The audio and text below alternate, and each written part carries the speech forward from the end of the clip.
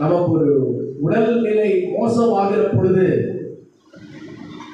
நாம் எப்படியெல்லாம் நம்மை தற்காத்துக் கொள்கிறோம்.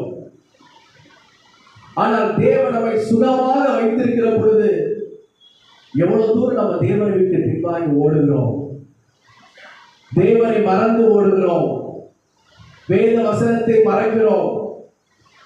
அதே நிலைமையில ஆண்டவர் நமக்கு நல்ல சுகம் கொடுத்திருக்கிற பொழுது ஒரு இரவு முழுவதும் உட்கார்ந்து ஜெபம் பண்ணியிருந்தார்.